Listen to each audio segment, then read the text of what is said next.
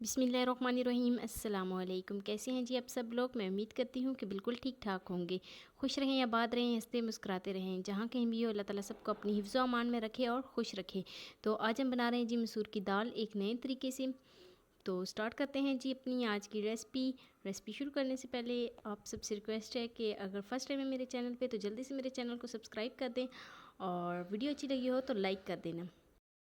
तो यहाँ पर मैंने मसूर की दाल ली है आधा किलो। इसको मैंने 3 से 4 पानी में धो लिया था। तो अब हम एक प्रेशर कुकर में मसूर की दाल डालेंगे और साथ ही मैंने 2 मीडियम साइज़ के प्याज को बारीक बारीक चॉप कर लिया था। तो अब हम प्याज डालेंगे, साथ ही हरी मिर्च और टमाटर को भी मैंने चॉप कर लिया था तो वो डालेंगे। अब हम 1 टेबलस्पून कुटी हुई लाल मिर्च, 1 टेबलस्पून नमक और थोड़ी सी हल्दी डालकर 2 गिलास इसमें पानी शामिल करेंगे और प्रेशर कुकर को 15 मिनट के लिए बंद कर देंगे।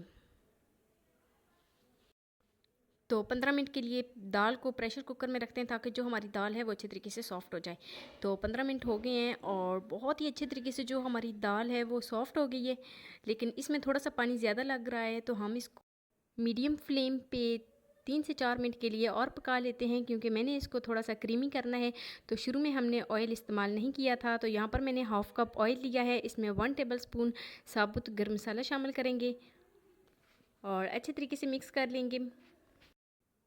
तो यहाँ पर मैंने अदरक लहसुन का पेस्ट नहीं बनाया था, उनको बारीक बारीक काट लिया था। तो अब हम इसमें वो शामिल करेंगे और एक मीडियम साइज़ का प्याज लिया है, उसको भी इस तरीके से काट लिया है। तो अब हम इसमें प्याज शामिल करेंगे और अच्छे तरीके से मिक्स कर लेंगे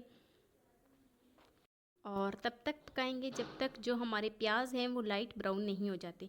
तो काफ़ी हद तक जो हमारे प्याज हैं उनका कलर चेंज हो गया है। तो और दाल जो है वो भी हमारी तकरीबन बन गई है। अब हम फ्लेम को ऑफ़ कर देते हैं और जो हमने मसाला तैयार किया था वो इसमें शामिल करेंगे।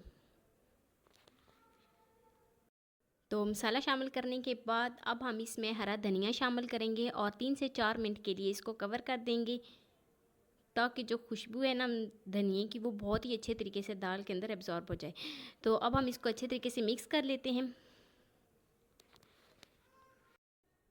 तो लीजिए जी, जो हमारी मसूर की दाल है वो बनकर तैयार हो गई है। बहुत ही क्रीमी सी, बहुत ही टेस्टी सी बनी है। तो अब हम इसको डिश आउट कर लेते हैं।